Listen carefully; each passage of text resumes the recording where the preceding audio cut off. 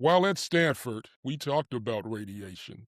In fact, for my audience, can you give your opinion on radiation?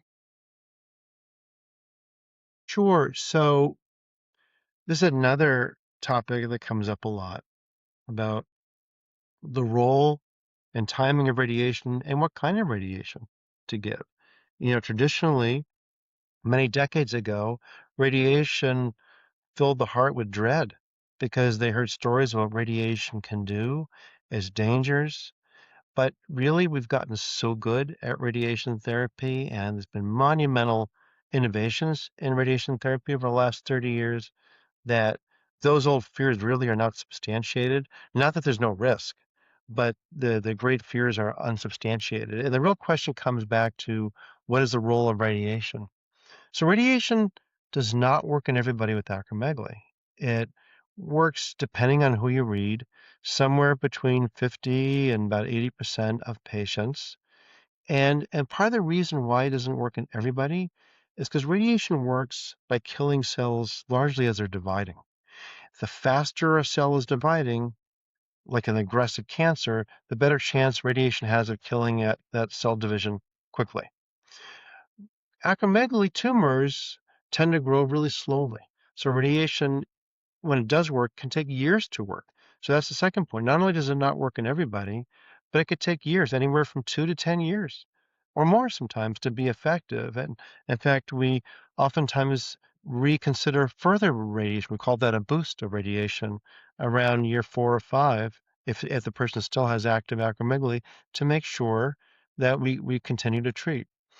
Uh, so that's the second point of it is it can take a long time to be effective. The third point is there's different kinds of radiation out there. There's what's called stereotactic radiosurgery or radiotherapy, they're synonymous.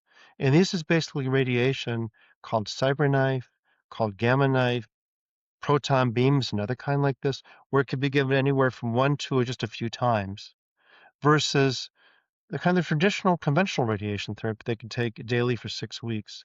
And there's reasons why we may want to use one over the other. It's certainly a lot more convenient to have 1 or 3 days of it than 6 weeks of it.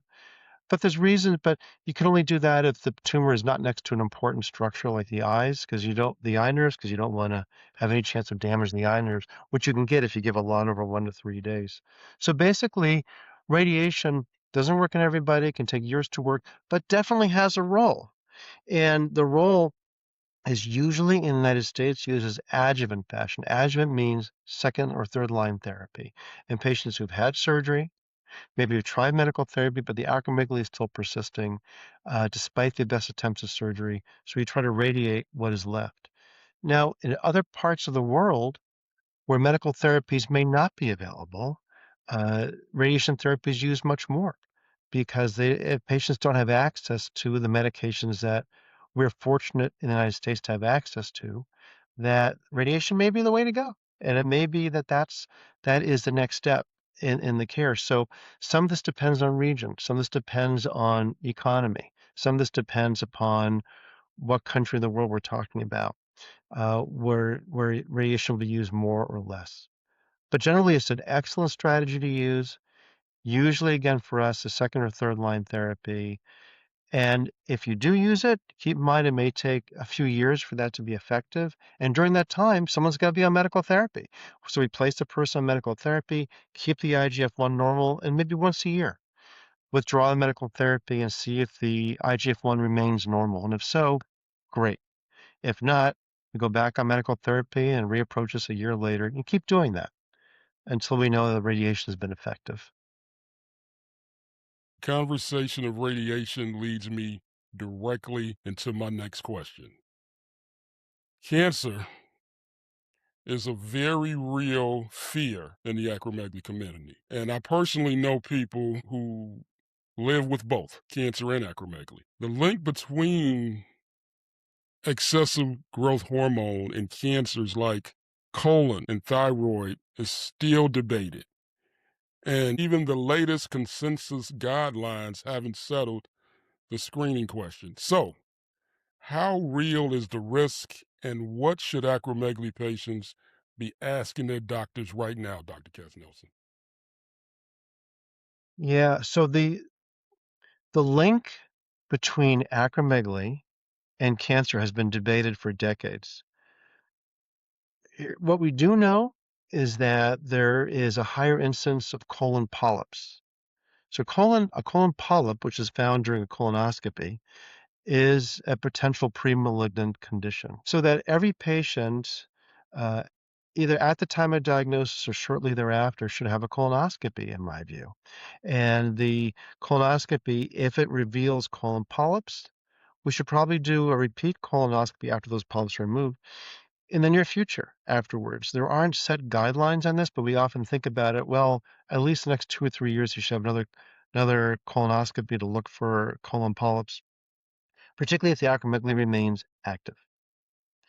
We do not have good data on whether treating the acromegaly successfully, like normalizing the growth hormone IGF-1, removes that risk of colon polyps, but there are data that there's a greater chance of seeing more colon polyps if someone has active disease. So that's one piece of it. There has been conjecture over the years that patients with acromegaly have higher risk of colon cancer. And this has come in some studies and not in other studies. We published a study in Boston years ago of about 164 patients and didn't see one colon cancer. But there's been other studies where they have. So this goes along with the fact that I do feel we should be aggressive with colonoscopies at baseline and then a follow-up because of that risk we know of colon polyps and potentially of colon cancer. There's also the story with thyroid cancer, and there have been studies which show there's more thyroid cancer in patients with acromegaly.